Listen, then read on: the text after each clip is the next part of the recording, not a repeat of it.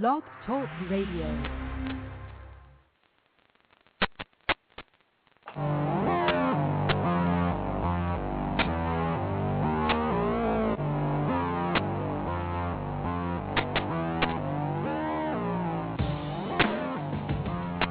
Welcome to Blog Talk Radio's, the Incoherent Ramblings of C&E. Christopher and Eric are your hosts, coming to you live from Greensboro, North Carolina, as we do every Thursday from 6 to 7 p.m. Eastern Time. Our intro music is provided from the Podshow PodSafe Music Network. Check it out at music.podshow.com. Also, feel free to email your topics for discussion, suggestions, and comments to incoherentramblings@live.com. Hello, this is Christopher. This is Eric.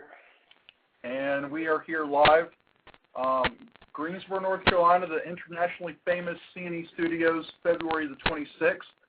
I want to go ahead and give our call-in number, if you could, Eric.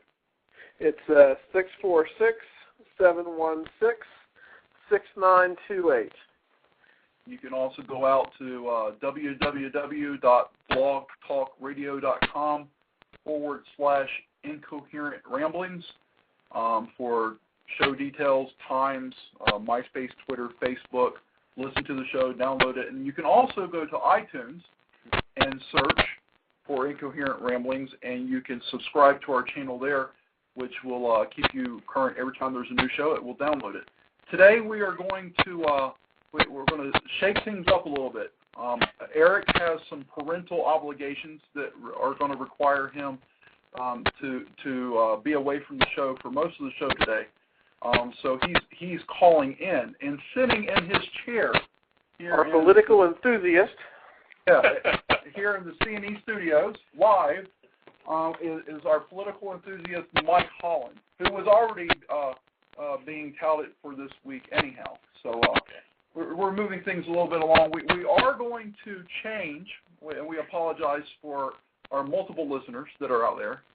Our credit card tip, we were going to do we were going to further that discussion, and Eric was going to actually I was going to play devil's advocate and with Eric, and we were going to kind of flesh that out a little bit, but that has been posted. We've had several listener comments come in, some positive, some negative. We were going to address those today, but I think that's going to be postponed until next week. Yes, and we even have some questions about it as well, so we will address all those next week. Eric will come prepared to do that. So, Eric, how are you doing today? Fantastic. And yourself, Chris? I am doing well. And how about you, Mike? Doing very good. Good. Well, then everything is good. We've had an exciting week in politics, so I'm sure Mike has plenty to speak about today. It is exciting. I think it's a good week to have him on. So yes. So you are going to be leaving us here in a few minutes, Eric. But here at the very beginning, is there anything you would like to throw out there? You got something for us? You know, I was just going to play off y'all today, but, I sent some funny stories that I found online with Mike to go over there. Y'all have time? Okay. Okay, well, so you have a woman who's okay after a bullet ends up in her hair weave. Other than having a bit of a headache, a Kansas City woman was uninjured after a bullet fired at her ended up in her tangled in her hair weave. Police say 20-year-old woman was at a convenience store parking lot late Wednesday when a man flagged her down and told her that her ex-boyfriend still loved her. She replied, "Well, I don't love him." Then he heard gunshots. She said she looked behind the window and saw her ex-boyfriend firing a handgun at her. She stomped on the accelerator and fled. Then turned the other parking lot and called the police. Sounds like that was a little bit of a love spat there. Bulletproof hair weave. I wonder where you get that done. Hard. The thought just came to me. I didn't think of it when you told me about this.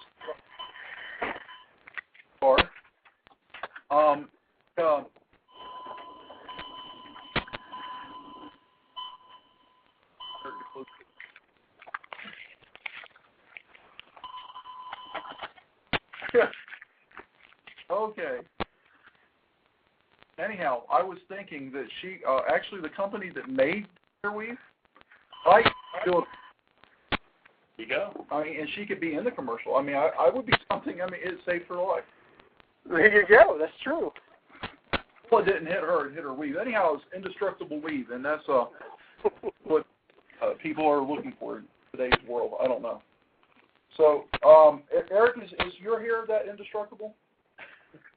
Say that? Is your hair like that? Is my hair, you know, some people think it is because it never moves in the wind, but, you know, I don't think you can stop a bullet. I don't think I have bulletproof hair. It's always placed, exact same. You know, it's always exactly the same. So I thought maybe you had some bulletproof weave going on in your hair there.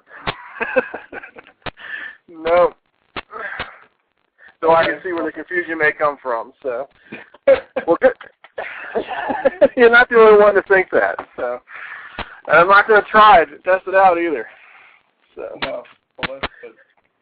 So well, have a great show, guys. I'm going to have to cut it short here. Okay. Well, have a good evening. All right. And we look forward to your credit card tip and the defending thereof next week.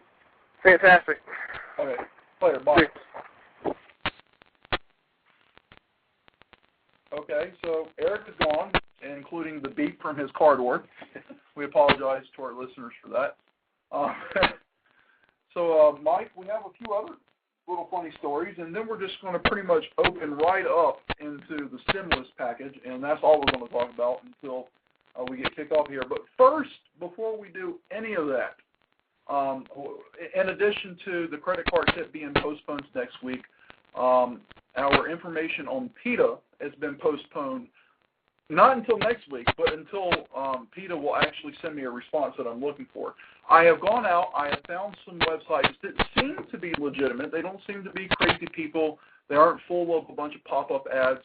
But, however, I don't want to use their statistics if PETA will actually provide me with actual official PETA statistics. At that point in time, I will use the information they sent me to continue Christopher's PETA rant. What was the what was the original? Well, I just don't like PETA at all. I don't like them on any level. They disgust me. And they want to euthanize all pit bulls. They used to. They've changed their stance. They want to euthanize all pit bulls and about 4 or 5 other breeds. But I dwell on the pit bull because our show's mascot, my dog Bella, is a pit bull. They want to euthanize them and eradicate the breed together. No longer breed it so it will no longer cease to exist on Earth. And that's ethical treatment, I guess. That's part of the ethical treatment, euthanizing perfectly healthy and safe dogs from loving families. And like Bella is just an attack dog, too. Yes. Well, I guess you'd have to know Bella. Yeah. It's the sweetest dog in the world. So I kind of agree on that one. I mean, dogs, it's all about the training. Yeah, it is. And the environment. There's just some other facts that I've read about PETA as far as like a very high percentage of the dogs and cats and lizards and snakes that they take in each year are euthanized versus actually, being placed into adopted foster homes. But I'm not going to quote any of those numbers because I'm looking for PETA for actually giving me those numbers. So that has been postponed until I actually get their official response, which I got an email from them saying they were collecting the data. So maybe they're actually going to send it to us. Who knows? And Ingrid, I would love to actually interview her on the show because she said, I can't say this, I saw her in a video. She said, it is impossible to care about the environment unless you are a vegan or at least a vegetarian. They definitely want to get rid of anything that produces flatulence, which means cows. And the water that it takes to take care of all those animals is a lot more than they claim it takes to take care of plant-based diets. Well, Ingrid's not, she's not Ingrid, I forgot what her name is, but she's not afraid of the media at all. She loves to get on the media and get attention in any way possibly that she can. I think she's against milk now, too. Right. Well, she's against everything. Right. But she was bit, unfortunately, by a pit bull when she was a young child. So, among the other dogs that she wants to eradicate, pit bull's number one on her list because it's a personal vendetta. And that's unfortunate. I was, when I was a young child, my house was broken into and robbed by a certain individual. Therefore, but I'm not going to rule out that person's gender and ethnic background because I was robbed by him when I was a kid, and they stole my Christmas presents. Right. That's just ignorance on her part. Well, I think that we all want to have, especially as, ethically and mainly as possible, the treatment of animals in these large corporate farms, and that you can always do, something on that. It's just always going to find something, but, it's like anything else. The end result, they're still killed, and we're eating them. Right. So, I mean, yeah, but you're right. I don't think, like, I saw some videos a couple months, years ago on the news where they were, like, kicking the cows and they were beating them with prods, and they were, like, laughing at them and hitting them over the head and, like, breaking their legs so they would collapse. The cows were going to be slaughtered shortly thereafter. But the reason why I have a problem with that is because anybody that does that to another living being that God created obviously has some kind of problems, because that should not bring you some kind of satisfaction to torture another living being. Well, I don't think that's common practice, though, right? No, I don't think it is either. Unless they're being herded or taken off. I don't think it's common practice either. What I'm saying is, I would agree that is unnecessary. I mean, that's completely out of place. But I don't think that that's to justify me going and eating a vegan diet, because I'm going to eat beef. Right. Period. Same for myself. I have visited a Tyson chicken plant that is that they can go through 1 million heads of chicken a day. Right. So it is kind of gruesome to see, but it's a necessity. They still die. We need protein. If we're going to eat chicken, I mean, regardless of what method, they're always like, well, they saw their heads off. Regardless of the method, they still are going to be killed, and we're going to eat them. Exactly. So now if they say, well, we just don't think you should eat them because they shouldn't be killed, it would be a lot easier for me to respect that stance than saying, well, it's the way in which they're killed. Well, if they're killed, they're still killed. So don't preach to me how they're killed, because the end result is they're dead and they're in my plate and I'm enjoying it. But if you just say, I don't think we should kill them, period, I'm like, okay, well, that's ignorant, but I will respect your outpoint there because it makes more chicken for me to eat. Right. Okay, so I just want that I'll play that next week. However, I need to take a step back. Okay. And this is Christopher. I said that Christopher will be issuing an apology, and I will be. I don't have a problem bashing PETA as an organization. I am against everything they stand for. And a lot of people are like, are you against ethical treatment animals? They don't stand for that. That's just in their name. They stand for a bunch of foolishness. So I don't mind bashing them. I don't have much tolerance for Ingrid, but I will in the future be respectful how I refer to her as an individual. And that brings me to my apology now. Al Sharpton. I seriously doubt that he's listening, but if he is listening, or if he ever were to be a guest on the show, I will treat him as civilized as I possibly can. I will say this. I am a Christian.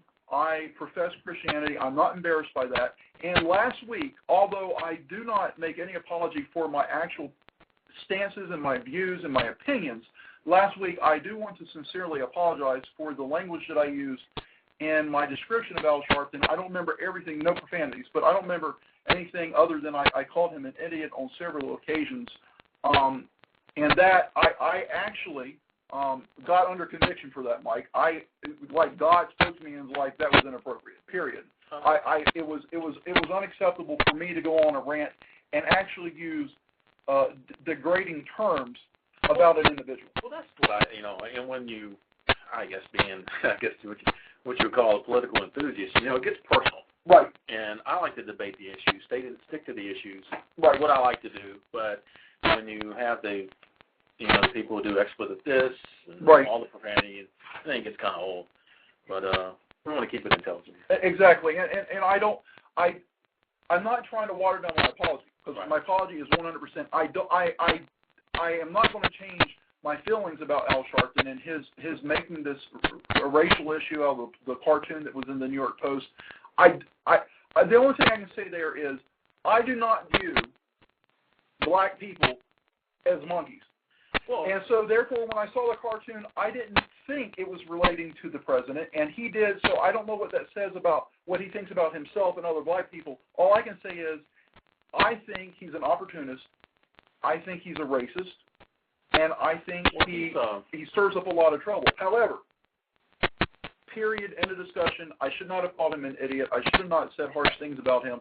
And I sincerely, you're sitting here looking at me. I'm not laughing. I'm not smiling. Right. Sincerely, 100%.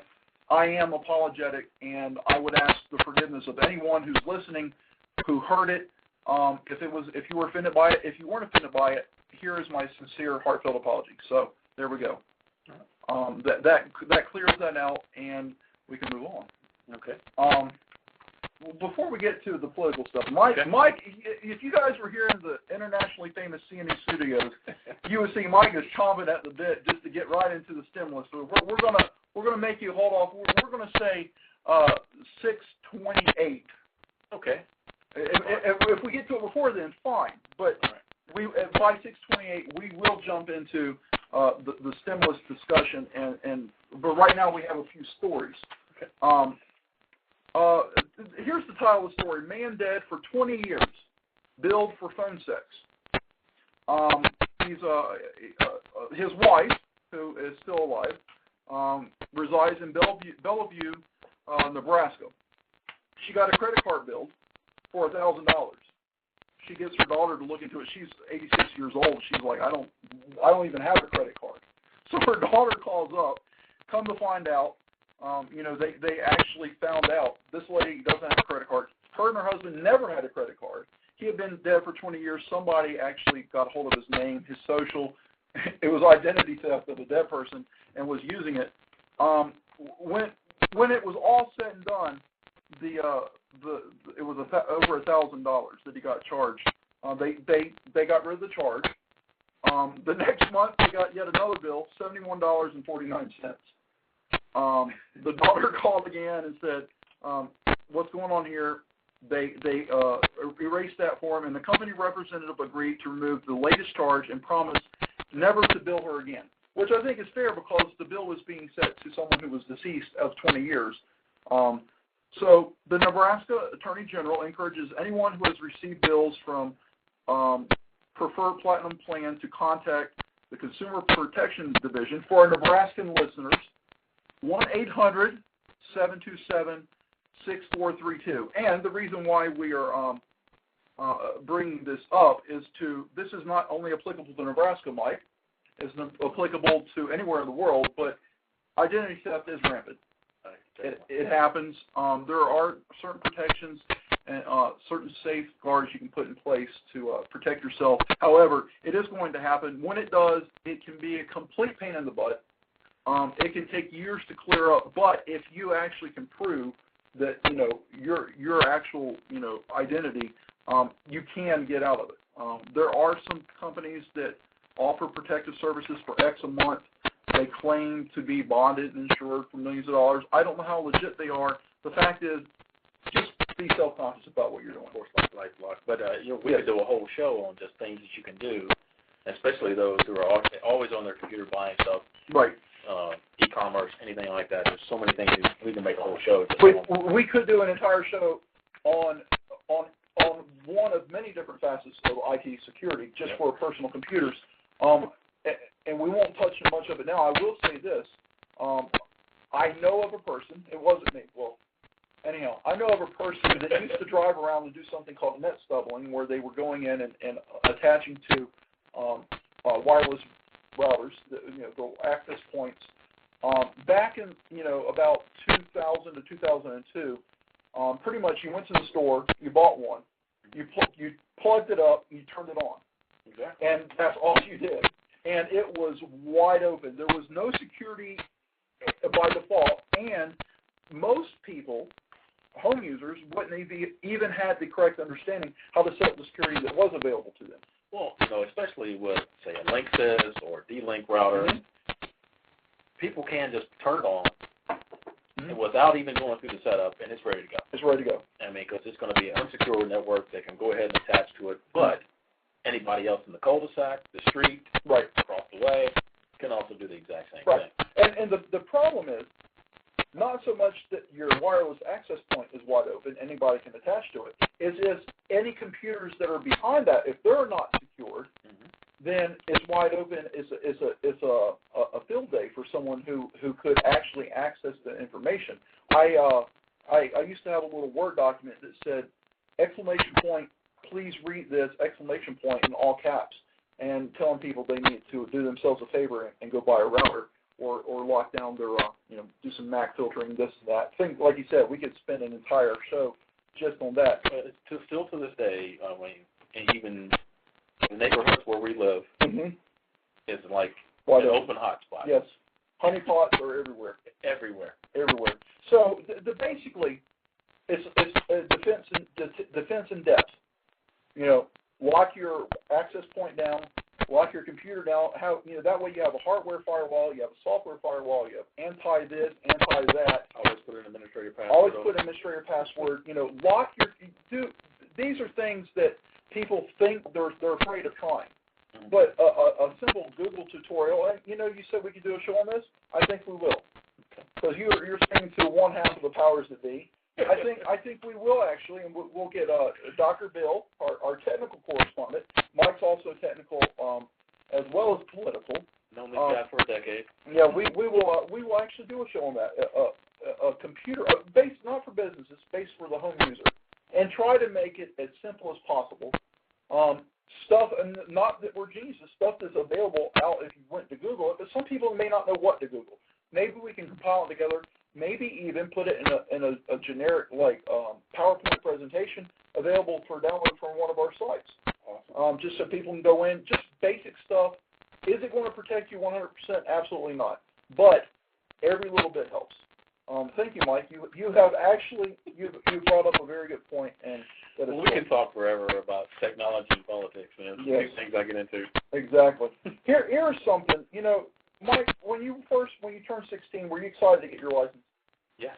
I was excited to get my learning permit. Yeah, I was too. I think most teenagers are just overwhelmed with exuberance the day that on their birthday they want to go get their license. Period. They can't wait. And you don't always pass the first time. I did. Most of the people I know did, but some people may fail a time or two and go and eventually get their license. Well, here's a woman. She has failed her driver's test 775 times. And what would be the age of this woman, Chris? She is 68. Her name is Cha Sassoon, and she's 68. She has been trying since 2005 to pass the written portion of her test to get a license, but she has failed every single time to get the 60% required to clear it. Now what? School is different than when you and I were in school. We're about the same age. School is different now. But when we were in school, at least when I was in school, 69 was an F, 70 was a D. So you had to get a 70 or higher in order to pass. Well, they've made this even easier. It's a 60%. And she has failed 775 times. And here's a quote from her. I've looked up some guidebooks to get a driver's license, and they were saying it takes at most 5 years to get this. Cha said, in the North Jeolla province of India, where farmers on tractors or cows can be just as common on country roads as motor vehicles. It has been 4 years, I might pass the test next time. That's what I hope for. So she is in India. Oh, okay. Yes, she is in India. Which kind of wraps me around when Eric and I were discussing this article in preparation for the show, because we put untold hours in preparing for the show. About 40, 50 hours a week for our listeners out there. Anyhow, when we were discussing this, we had an article a couple weeks ago on the show about a court in India that's 495 years behind. So we thought maybe that hopefully she won't ever have to go to court in order to find out if she gets her driver's license or not, because at the age of 68, it will probably never happen. So this would be her first driver's license? Yes. Oh, okay. Yes. 69. But she said that according to guidebooks, it takes about 5 years, and she's taken the test 775 times, and she's failed it 775 times. That must be either a difficult test, or maybe she's not a good test taker. Maybe she's not. I don't test well. I can know something very well, and when I go to take a test, I get nervous, I get anxious, and I don't do very well. Well, I guess I can say in Germany you have to get 100%. Okay. You have to be perfect. And and at least that was when I was there in the 90s. But 60, we said 60%? 60%. 60%. Wow. So here's an interesting story. You know, fathers and sons, sometimes they get along, sometimes they don't. Sometimes they have a spat, and they make amends, and things are, you know, they're getting along well again. Well, here's something I'm not quite sure how they're going to get past this. Dad stabbed son for wearing hat in church. This is in Baltimore, Maryland. A 58-year-old man stabbed his teenage son after he refused to take off his hat at church earlier in the day. The father and his 19-year-old son got into an argument on Sunday afternoon. That's when police said the father went to a car, got a knife, and stabbed his son in the left buttock and fled. The son was taken to the University of Maryland Medical Center for treatment. The father's name has been withheld pending his arrest. So it kind of caught my eye. You know, I up until the time I've moved out of my parents' house, I went to church with them on a regular basis, and I got in trouble plenty of times in church. You know, for being mischief and talking and just general misbehaving. However, my dad never stabbed me, and I was just thinking that seems a little extreme. If you would have taken everything I've done in church, probably I would have been shot. But yeah, that's a little extreme, don't you think? Yeah. Here's something from my hometown where I was born. Uh-oh. West Palm Beach, Florida. Mice are overrunning a courthouse. They are even falling from the ceiling. This is an incredible story. It's short. There are so many mice in the courthouse, the county courthouse of the Palm Beach County, that they've been falling from the ceiling tiles. One judge calls it an infestation. Some staffers say they have to check their handbags and stowaways before leaving the building each day. Employees and lawyers say the rodents scuttle down corridors, munch legal papers, and scratch behind the walls. Last week, one mouse ran around the courtroom floor for an hour during a burglary trial. The facilities manager said he's put out a few dozen traps. He's not sure what's caused this uptick lately, but he says they're getting more press than they deserve. Well, if I'm sitting there in court and a mouse falls out of the ceiling tile and lands on my head, or you know, is scurrying around the courtroom for an hour, I would say maybe they don't need to be getting pressed, but obviously that's an issue that needs to be taken care of. And it sounds like it's, you know, maybe PETA's been there. You know, and they can't, you know, solve the problem. Well, Pete, if Ingrid were to find out about this, she may protest because he's using traps. Definitely have to go in there. The mice should just be allowed to run rampant. Well, you know, mice live to procreate. They do. If you don't get that under control, you're in. So it is 6:28. However, I just have one more quick story, and then that's it. Then we're off. We're going to talk about the stimulus bill. Indian boy marries dog to ward off tiger attacks. I've read about these marriages of young Indian children to all manner of animals.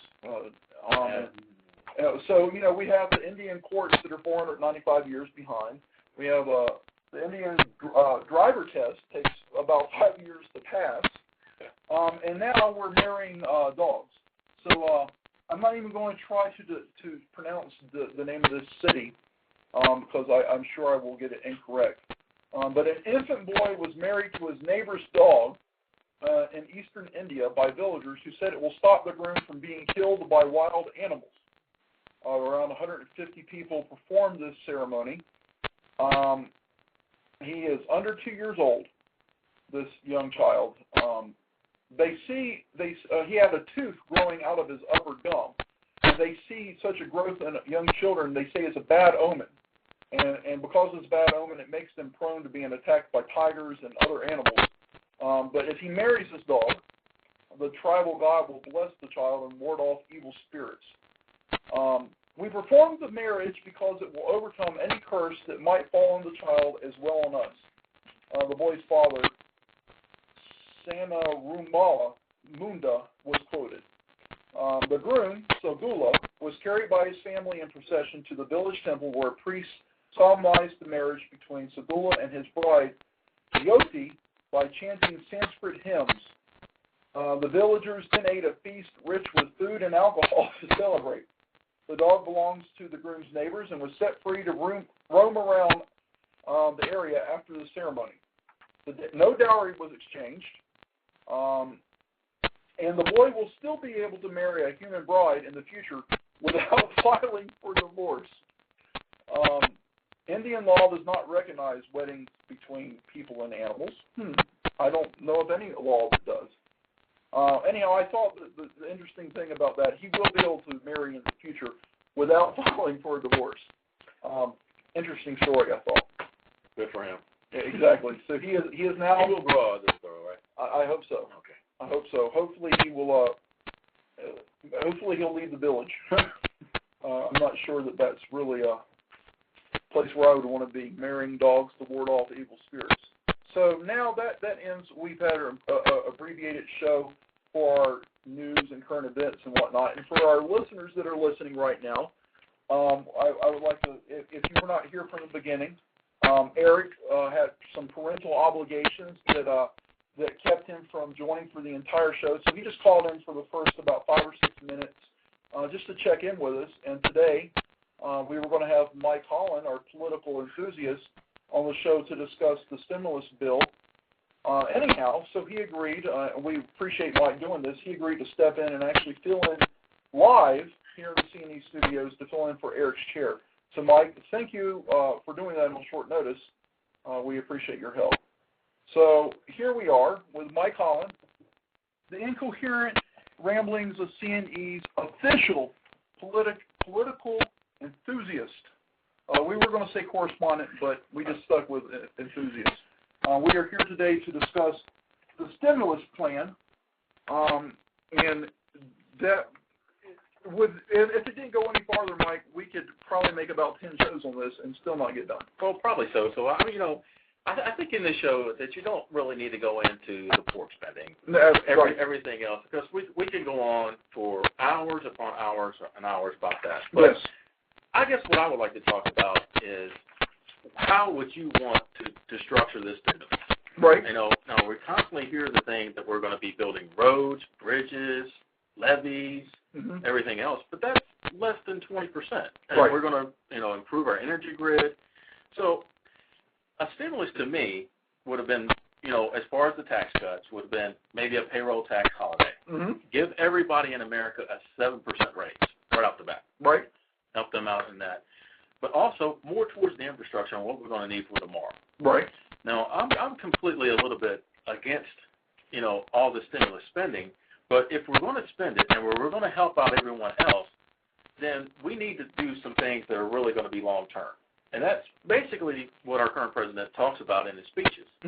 But when you actually break it down and look at where it was spent, it really didn't go to that. So right. What's your opinion on that? Well, I have not actually. I will have to plead ignorance on the details of it because I have not followed it as closely as you. However, I would like to say that I, like you, am totally 100% behind the infrastructure, the roads, the bridges.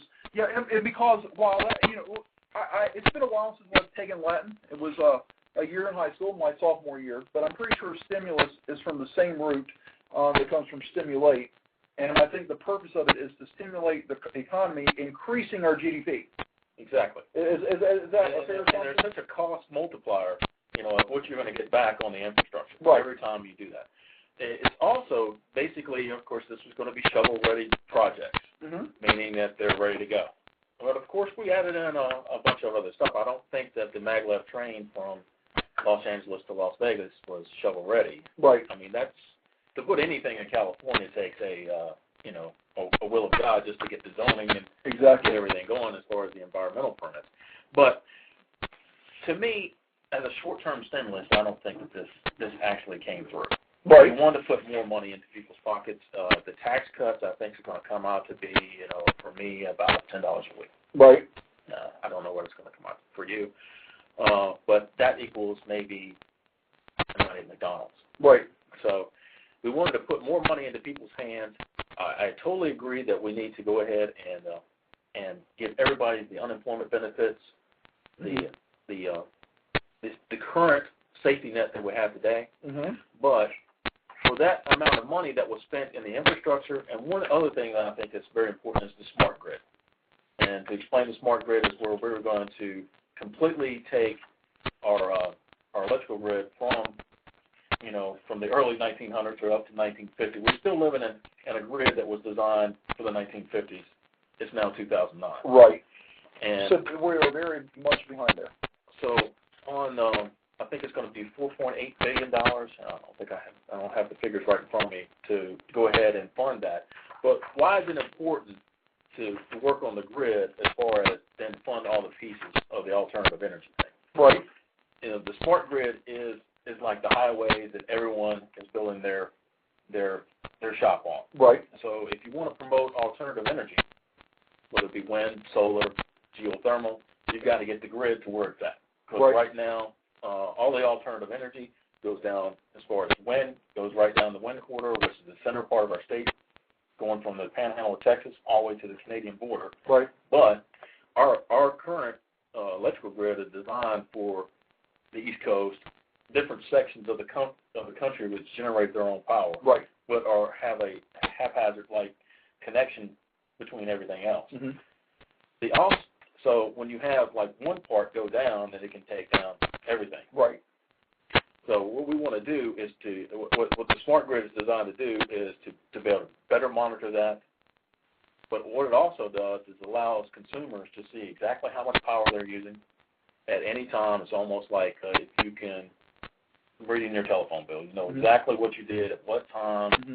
And you can actually get detailed information on how much power you're using, all that good stuff. Right.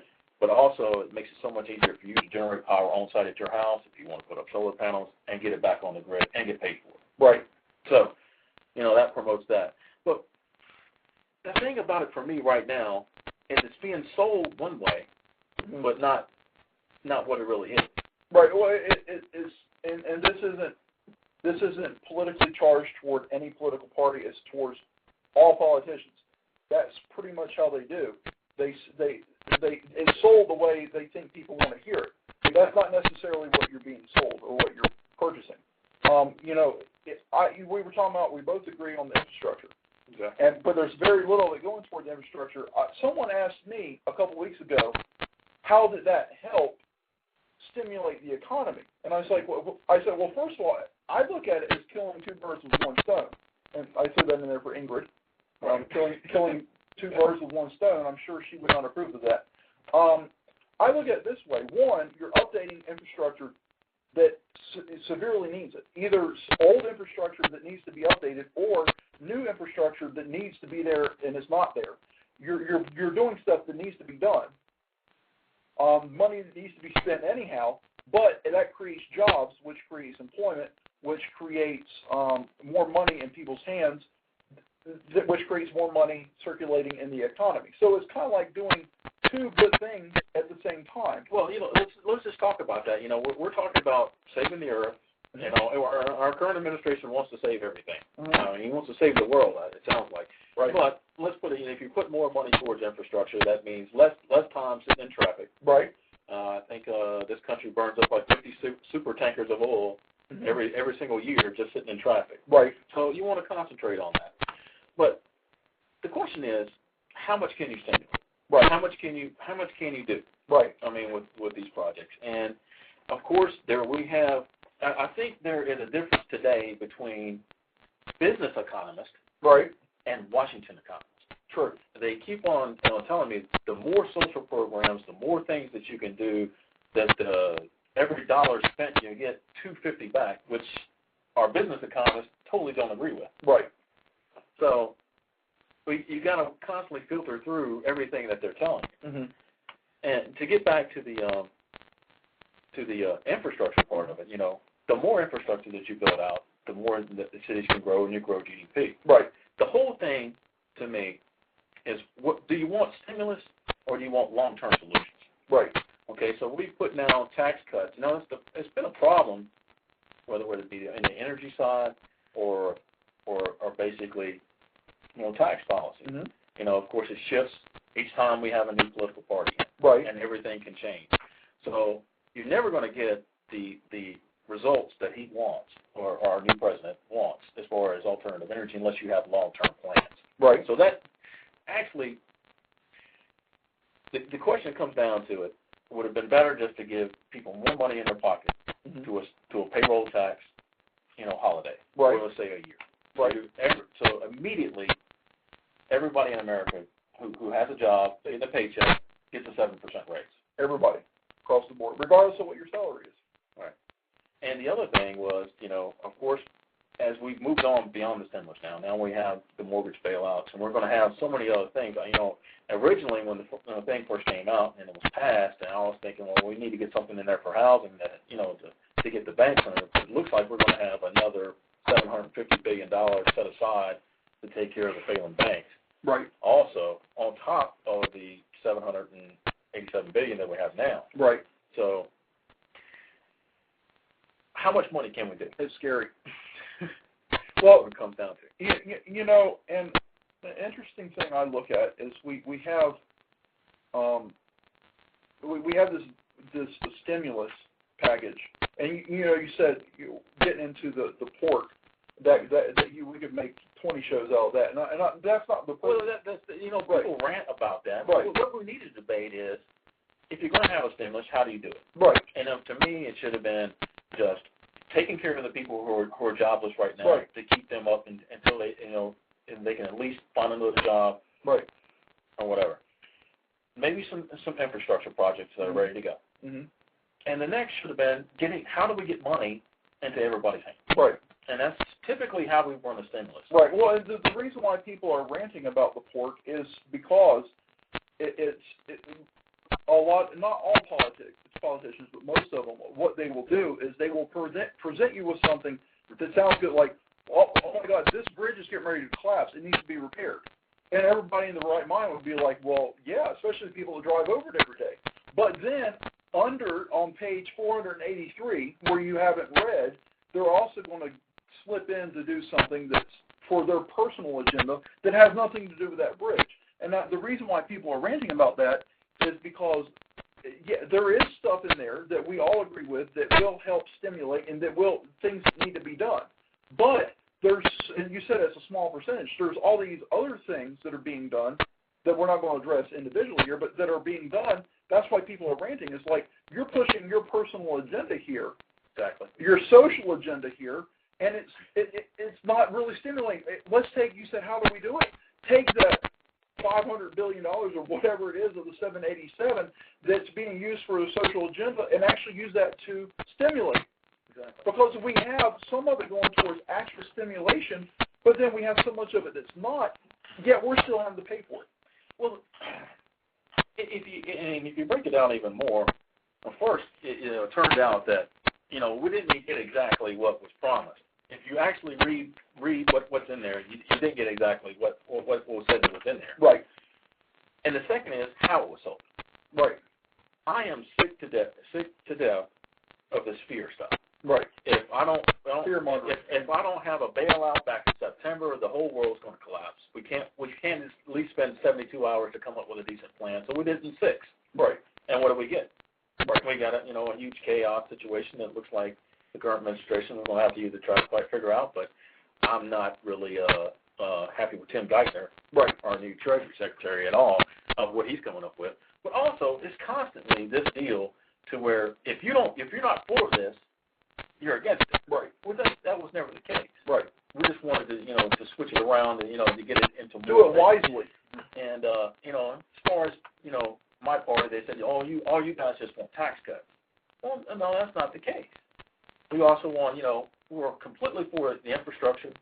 I was completely for the education, at least. Mm-hmm. I know I'm speaking for myself, my party, but education, infrastructure, and energy, I can go along with. Right. But like I said, only, you come out that, it only comes out to about 25% of the thing. Right. So the rest of it was just, forced down. Right. But this constant, when you are a leader mm-hmm. of the free world, mm-hmm.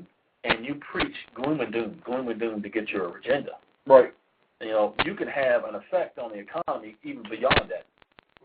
you can make everything else even worse.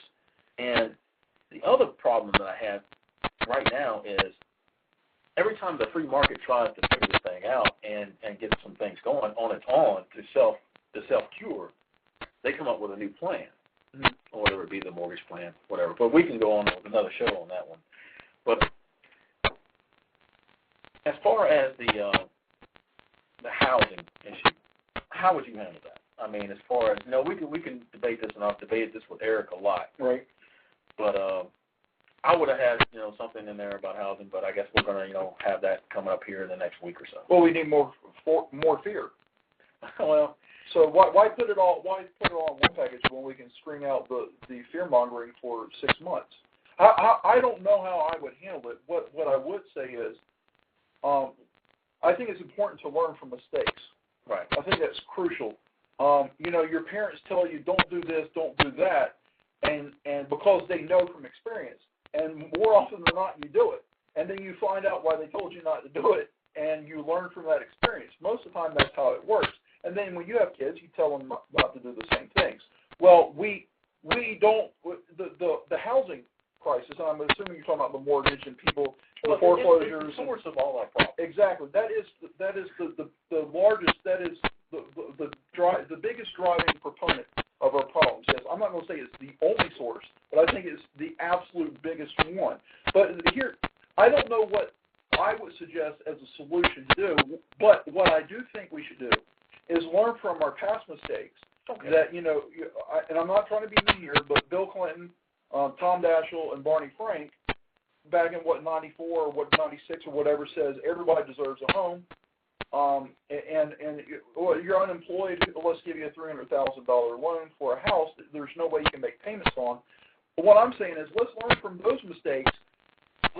We need to do things to help generate, growth, and we need to help people that are poor and downtrodden, and truly not because of laziness or complacency, but they just are, they lost their job and they really don't have any other, they don't know what to do.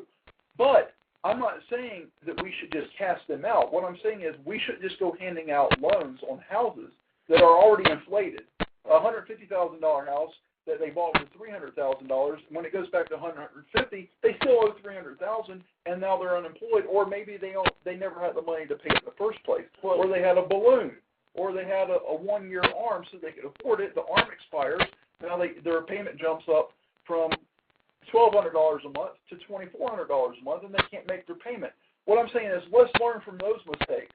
Well, it's always easy to figure out a mortgage, though. On a 15-year mortgage, you look at 1% of the value of the house, typically going to give you your payment. Right. But, getting in it, we got to get back to the root of the problem. Right. And, of course, I think you and I, back in the late 90s, we were making pretty good money on IT stocks. Right. Right. I was trading every day, and it became a bubble. Having a blast, yeah. And you could put, in the mortgage thing, came right after that. Right. And, of course, we had our bubble from probably, say, 96 to 2000.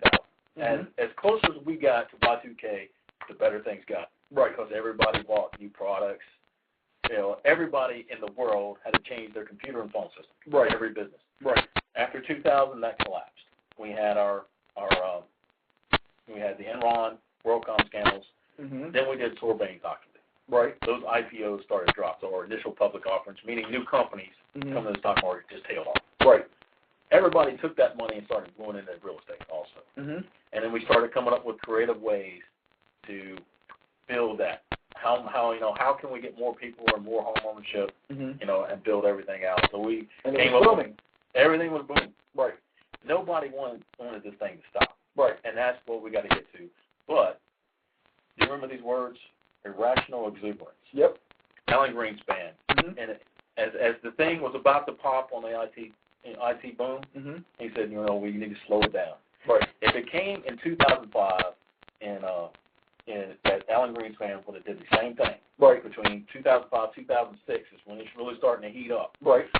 And now that we're in 2008, it just popped. Right. Because all these people who had, who thought they can own a $500,000 house and only pay $1,500 a month. Right. Now they're paying $3,000, $4,000, $5,000 a month. They can't handle it. They can't do it. Right.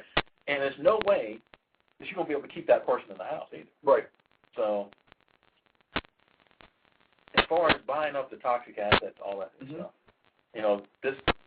I just don't see that, that you're going to have to, inject some money there. But eventually, either the value of the house is going to have to come down, or that person's going to have to leave that house. Right. I mean, we were talking. And that gets back to my point of learning from the mistakes. Right. If we do whatever we think needs to, whether it's a Band-Aid or actually curing the problem itself, but we don't learn from the mistakes of what got us there in the first place, then we're just going to get right back in that same situation, whether it be with the housing market or IPOs or whatever. We're going to get back there again. Well, it's the exact same thing that you were talking about as far as the politicians. Mm-hmm.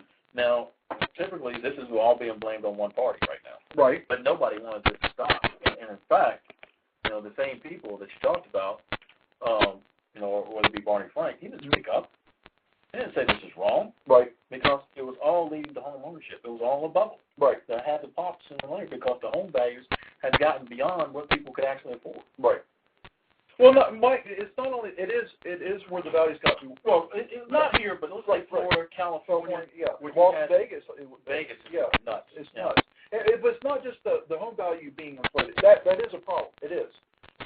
Even more so is, okay, let's say that there's a home that's in 2005 should have been worth $150,000, and yet it was selling for $300,000. Let's just use that as an example. Right. Okay, if you actually had the income and the means to afford a $300,000 house, right, then it wouldn't be as bad. Now it would suck because all of a sudden the house you paid $300,000 for, and the house that was mortgaged at $300,000 that you're paying payments on is only truly worth $150,000. That's a really crappy investment, but you still can afford to be in that house and pay your payments and live in it without having to worry about bill collectors or not eating or not putting your clothes on your children's back. Right. Okay, that is a bad situation. What makes it worse is when they were giving the loans to the people for a house that was only worth $150,000, but they were giving them a loan for $300,000, and the person they couldn't even have afforded $150,000, much less $300,000. But they gave them, these where they would do subprime, where they would do, ARMs, an ARM interest only. So the person looks at it, they're like, okay, I'm netting $2,300 a month. Well, I can get this $300,000 house for $800 a month. That leaves me $1,500. That's plenty. But it was interest only, so they're really not making any legal. The whole mistake about the adjustable rate mortgages and the interest only product was always designed for investors. Exactly. And what we did in this country was turn the average consumer. Right. Everybody became a flip this house investor. Yes. And it doesn't work that way. And whether it be in the stock market, things don't last forever. No. They're going to pop eventually because prices. And everybody isn't a winner. No. And then that's something I have to I want to punch somebody. It's like when people lose their money in stock. Right. In stock. Right. And they say, well, that's not fair. I want my money back. Right. Well, you don't do that. Right. So, that's not the way it works. I mean, everybody just assumed that, home values was going to go up forever. And that was never going to be the case. Because eventually it outstrips the income of the people that people have. And we just don't have to let this thing even out at this point. Right. Well, it's kind of like the price of oil. Everything has a bubble. The people that were, it got to a point where, and this is kind of scary to me, because supply and demand has controlled the markets for thousands of years, literally. Right. Thousands of years, supply and demand has been the controlling factor. Okay, get more modern, more technical age, it's been supply and demand, and weather has put more effect on some of the markets. But all of a sudden, supply and demand wasn't affecting the market. As for oil, consumption wasn't affecting it. What was affecting it was people saying, oh, it keeps going up, and they just kept speculation. And I know speculation does affect the market. What I'm saying is they're like, oh, is it $100 a barrel? Well, the sky's the limit. And then they would buy in, which would push it up. And so eventually, though, it did burst, like all bubbles do, the internet, the IPOs, the housing market. It did burst, but it's the same lesson that we've learned on all these other situations. We really need to learn from these mistakes. And I don't have a problem with something starting to inflate and people get happy. The problem is, we have now interjected government into every business, right? Especially in the home ownership. Mm-hmm. Okay, and then we got to the point where we want to make home ownership a right. Mm-hmm. Everybody jumps into the game, whether it's been Republican, Democrat. Everybody said that home ownership is something that we should have here in America. Yep. But then we took it to the next level. And it wasn't just, Wall Street people. They were facilitating. And, of course, making a lot of money on it. And a lot of it, with the derivatives and CDOs and everything else, became the big problem. But nobody wanted to stop it. Mm-hmm. Nobody on the Democratic side or Republican side wanted to stop it. They wanted to keep it going because everybody's making money, the economy's doing great, and everything else. And you can understand not wanting to stop that. Exactly.